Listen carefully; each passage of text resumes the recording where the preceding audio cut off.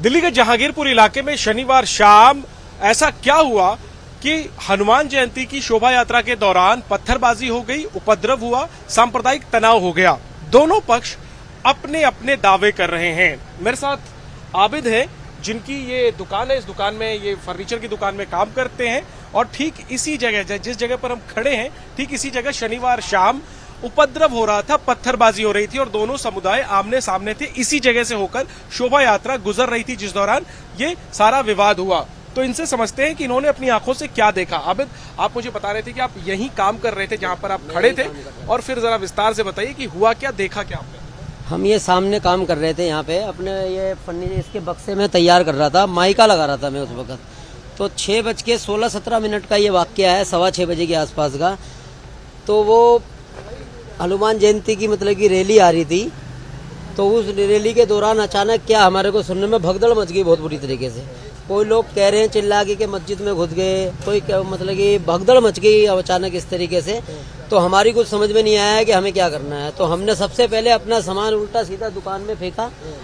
फेंकने के बाद हमें अपने आप को बचाना था, ठीक है जी। उसके बाद हमें मेरी लेबर की यहाँ 2 साइकिल होती थी, दोनों लेबर की, और ये मेरी स्कूटी है जो पीछे से बाद में हमने जब रखा ये भी तोड़ दी गई है हमारी स्कूटी। और यहाँ हमारी 2 साइकिल होती थी मेरी लेबर की, वो दोनों चोरी हो गई उस दौरान। पर हमारी हाथ की मशीनें होती है जो यहाँ रहती हैं, एक सुराख करने वाली थी, एक रंदा मशीन थी और एक कटर मशीन थी। तो कटर मशीन तो है, हमने वो उठा ली थी, इतने हम भागा दौड़ी में है, वो मशीन भी हमारी गायब हो गई। फिर यहाँ पर क्या देखा आपने?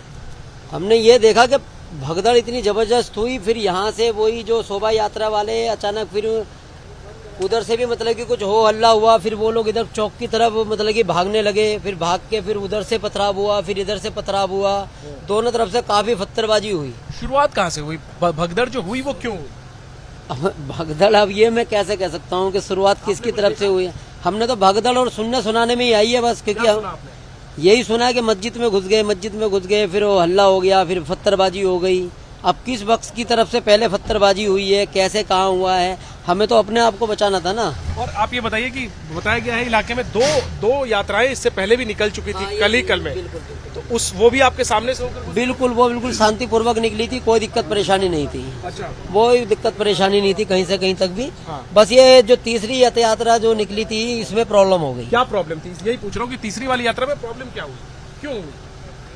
अब ये चीज मैं कैसे कह सकता हूँ। हमने तो सिर्फ देखा, आपने भी ना, आपको फर्क तो सिर्फ भगदड़ देखी, भगदड़ में पत्थरबाजी देखी, जिसमें मेरे को भी थोड़े बहुत लगे, पत्थर वगैरह आए, मेरे को भी एक आध लगा, प्लस हमारा नुकसान वगैरह। माहौल पहले से खराब था? पहले से यहाँ पर सैकड़ों लोग जमा थे? नहीं, पहले से कोई सैकड़ों लोग कोई जमा नहीं थे। गोली की आवाज भी सुनी? यहाँ पर एक पुलिस वाले को गोली भी लगी, तो क्या आपने गोली की आवाज सुनी? आवाजें तो आ रही थी, जैसे कि कोई कह रहा आंसू गैस के गोले हैं, कोई कुछ बता रहा है, आवाजें तो आ रही थी। उसमें गोली की आवाज, आंसू गैस की गोली की आवाज में हमें क्या फर्क पता चलेगा, ठीक है ना। बस ये है कि माहौल में तकरीबन 700-800 आदमी थे शोभा यात्रा के अंदर, वो इतनी काफी रैली। लेकिन जो पहले रैली शांतिपूर्वक निकल गई, पता नहीं तीसरी रैली में क्या इन्होंने दिक्कत वगैरह। वही जानना है कि पहली 2 शोभा यात्राएं शांतिपूर्वक निकल गई, कोई विवाद नहीं हुआ, फिर आखिर तीसरी यात्रा के दौरान विवाद क्यों हुआ? एक पक्ष कहता है कि यात्रा में ऐसे लोग शामिल थे जो उपद्रव कर रहे थे। यात्रा में जो लोग शामिल है वो कह रहे हैं कि जब मस्जिद के आगे से यात्रा निकल रही थी तब ये उपद्रव शुरू हुआ। जाहिर है जब जांच होगी तभी ये बातें साफ होंगी। लेकिन इस घटना की वजह से इस इलाके में, जो कि मिली जुली आबादी वाला इलाका है, घनी बस्ती है, यहाँ पर मेहनतकश लोग रहते हैं, मिलजुल कर रहते हैं, लेकिन अब यहाँ सांप्रदायिक तनाव है और भारी पुलिस बल मौके पर मौजूद है। सबके दिमाग में सवाल यही है कि आखिर शनिवार की घटना के पीछे का मास्टरमाइंड कौन है? घटना साजिश थी या अचानक हुई? और अगर अचानक हुई तो संभाला क्यों नहीं गया? साजिश थी तो किसने की? कैमरा पर्सन राजेश कुमार के साथ जैनेंद्र, एबीपी न्यूज, दिल्ली।